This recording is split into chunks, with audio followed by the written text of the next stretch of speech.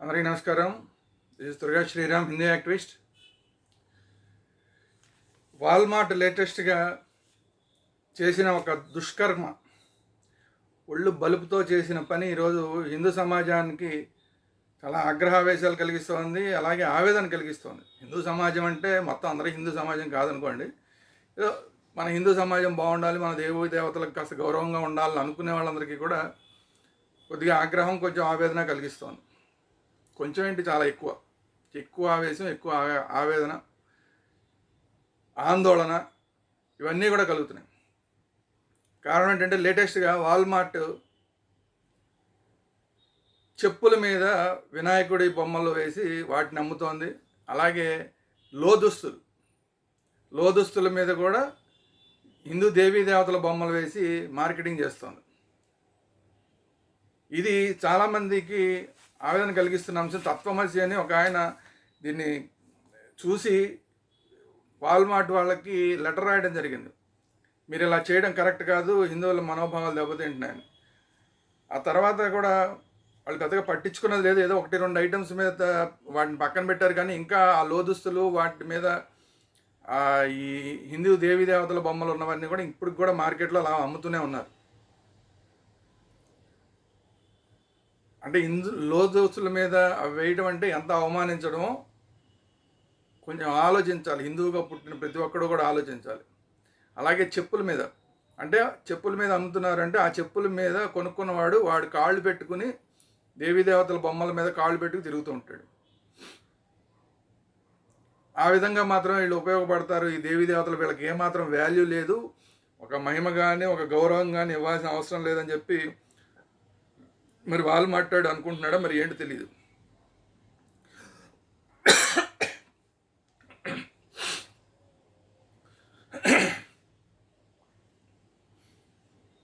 ఈ వాల్మార్ట్ అనేది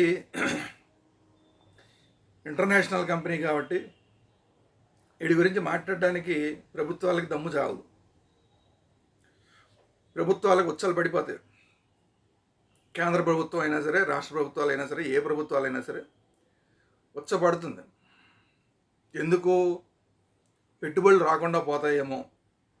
ఆ వాల్మార్ట్ ఇండియాలో ఎన్నో వేల కోట్లు పెట్టుబడి పెట్టాడంటే ఆడి బాబు సొమ్ము మనం తీసుకొచ్చి ఇక్కడ పెడుతున్నాడు. వ్యాపారం చేస్తున్నాడు, ఇక్కడ పెట్టుబడి పెడుతున్నాడు. ఇక్కడ మన దగ్గర నుంచి మళ్ళీ లాభాలు తీసుకుని, మన దగ్గర అమ్మి లాభాలు తీసుకుని వాడి దేశానికి అమెరికాకి పట్టుకుపోయి అక్కడ వాడుకుంటున్నాడు. పెట్టుబడులు దెబ్బతింటాయేమో. ఈ వాల్మార్ట్ని కనుక మనం ఏమన్నా అంటే ఇంటర్నేషనల్ కంపెనీలు భారత్కి రాకుండా పోతాయేమో అని భయం. దాంతో ఉచ్చపోసుకుని ఏమి అనటానికి ప్రభుత్వాలకు దమ్ము ధైర్యం చాలట్లా. ఒక పక్కన బంగ్లాదేశ్లో హిందువుల మీద దాడులు జరుగుతున్నా కూడా అదే పరిస్థితిలో ఏడుస్తున్నాం మనం. ఎవడు మాట్లాడలేక అక్కడొకడు రోజుకో పూటకో ఎక్కడో ఒక దగ్గర ఒక 10 మంది గొంతెత్తుతున్నారు.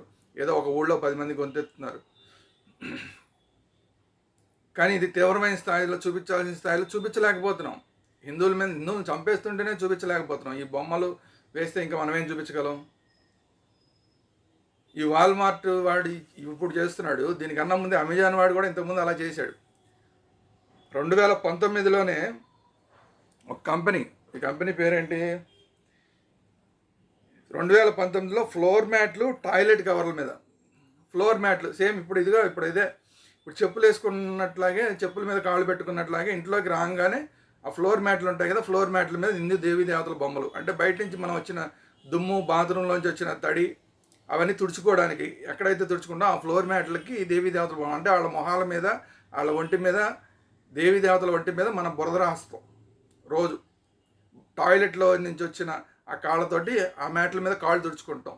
ఇది జరుగుతుంది.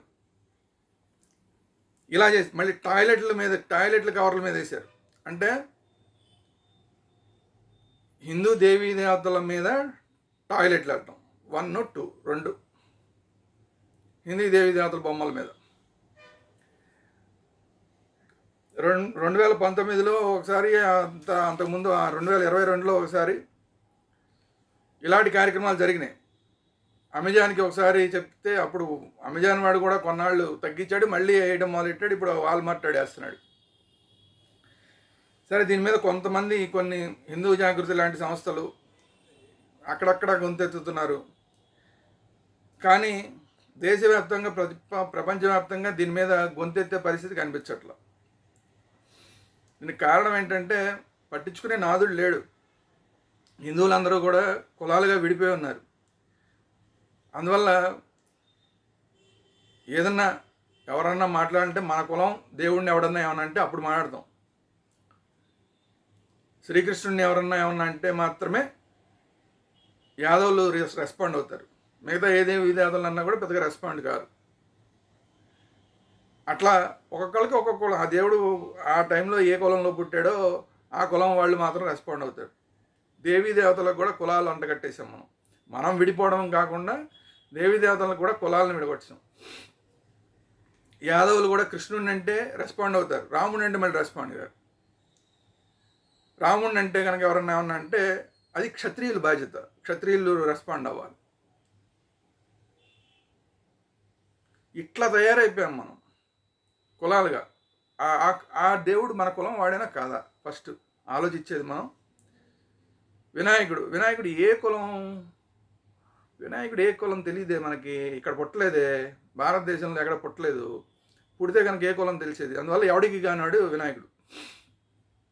ఏ కులం లేనివాడు అంటే అసలు దేవుడి కింద అసలు లెక్క కాదా మరి తెలియదు. ఎందుకంటే చెప్పుల మీద వినాయకుడు బొమ్మలు వేసినా ఎవరు మాట్లాడట్లేదు. టాయిలెట్ షీట్ల మీద వినాయకుడు బొమ్మలు, అమ్మవారి బొమ్మలు వేసినా మాట్లాడట్లేదు. పాపం అమ్మవారు కూడా పాపం ఆవిడ కూడా వేరే వేరే అవతారాల్లో పుట్టింది. కానీ దుర్గమ్మవారు గాను ఇంకొక అమ్మవారు గాను పుట్టినప్పుడు పలానా కులంలో పుట్ల, డైరెక్ట్ అవతారాలు అవే. రాక్షస సంహారం చేశారు, అవతారం చాలించేశారు. ఇక్కడ మనకి ఎవడోడికి పుట్టాలి.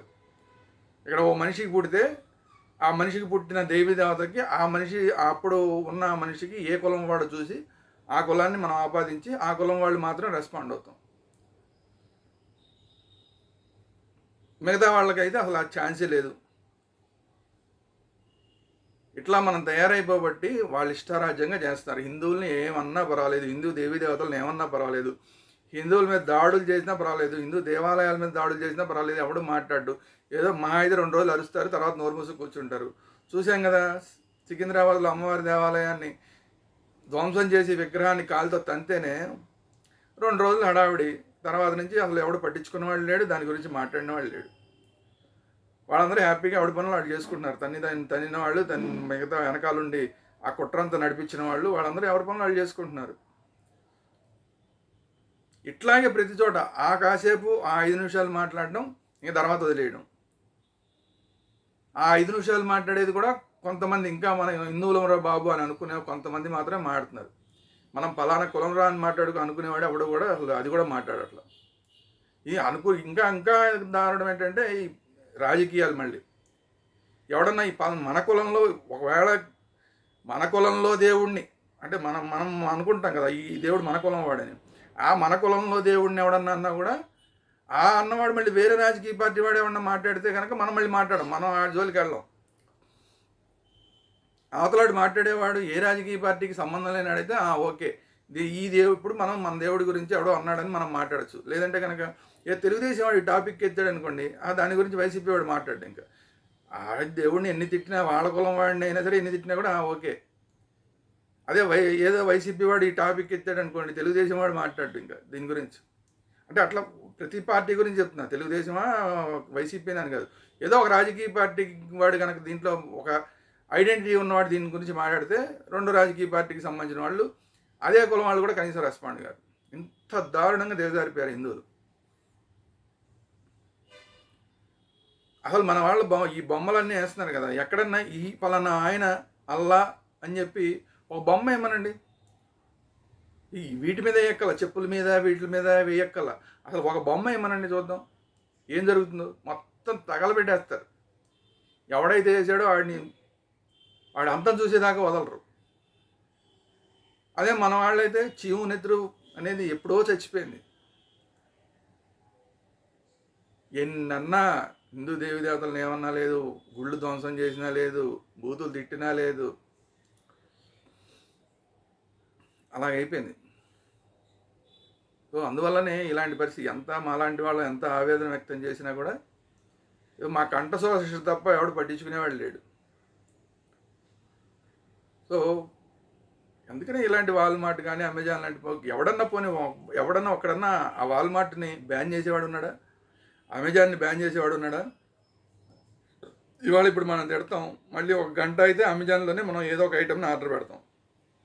అంటే ఏంటి, మనం ఇండైరెక్ట్గా వాడిని ప్రోత్సహిస్తున్నాం మనమే.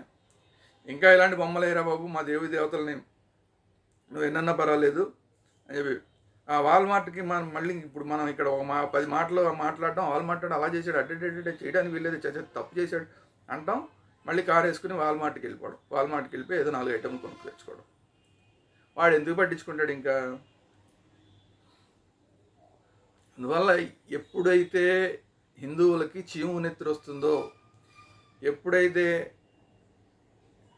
వాళ్ళల్లో ఉన్న వీర్యం బయటికి వస్తుందో, వీర్యం అంటే వేరేది కాదు నేను చెప్పేది, వీరత్వం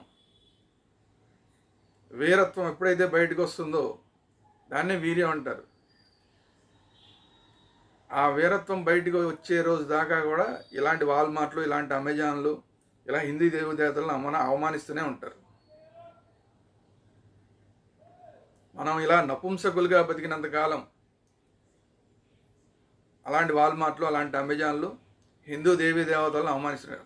నపుంసకులు అనటం కూడా తప్పు. ఎందుకంటే మొన్న ఈ మధ్యన కాకినాడలోనూ ఇతరత్ర చోట్ల ఎక్కడ ఒక చోట కాదు చాలా చోట్ల ఎక్కడ హిందీ దేవీ దేవతలకు అవమానాలు జరిగినా అక్కడ ఎవరైతే 3వ తరగతి వాళ్ళు ఉన్నారో, ట్రాన్స్జెండర్స్ ఉన్నారో వాళ్ళు ముందొస్తున్నారు, ఈ పోరాటాల్లో ముందుకు వస్తున్నారు.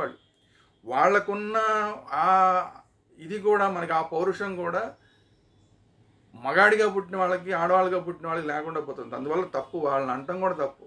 సో వాళ్ళే ముందుకు వస్తున్నారు. ఇప్పుడు వాళ్ళు అనేకమైన వీడియోలు చేస్తున్నారు, మన దేవీ దేవతలకు అన్యాయం జరుగుతుంది, రండ్రా నాయన మాలాగా ఉండబాకండి, మాలాగా ఉండకండి, మీరు ముందుకు రండి అని చెప్పి. సో అందుకని వాళ్ళని కూడా అంటాను, అంతకన్నా ఘోరం మన పరిస్థితి. వాళ్ళే మొత్తుకుంటారు, మీరు మాలాగా మారకండి రా బాబు, మగాళ్ళలాగా ఉండండి, మన దేవీ దేవతలకు అన్యాయం జరుగుతుంటే ముందుకు రండి, ఒక మాట మాట్లాడండి అని ట్రాన్స్జెండర్లు మొత్తుకుంటున్నారు. సో అందువల్ల మనం ఎంత అధమస్థాయికి దిగజారిపోయాం అనేది ప్రతి ఒక్క హిందువు ఆలోచించాలి.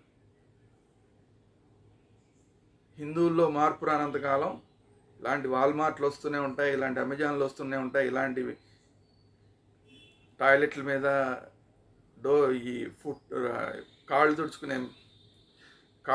తుడుచుకునే మ్యాట్ల మీద, అలాగే చెప్పుల మీద ఇలా మన దేవీ దేవతల బొమ్మలు వేస్తూనే ఉంటారు, ఏదో రకంగా అవమానం చేస్తూనే ఉంటారు. సరే, మరి ఆ మార్పు ఎప్పటికి వస్తుందో మరి హిందువుల్లో మరి వేచి చూడడం తప్ప మనం చేయగలిగింది ఏం లేదు. ఇది ఈరోజు వీడియో. ఈ వీడియో కనుక మీకు నచ్చినట్లయితే లైక్ చేయండి, మీ అభిప్రాయాలు ఏంటి కామెంట్ చేయండి. అట్ ది సేమ్ టైం ఈ వీడియో అందరికీ షేర్ చేయండి. కనీసం కొంతమంది కన్నా సిగ్గు, లజ్జ, మానవ అభిమానం ఏమన్నా వీడియో చూసిన తర్వాత అయినా ఒక 2-3 వచ్చినా కూడా సంతోషమే. సో అందువల్ల ఈ వీడియోని అందరికీ షేర్ చేయండి.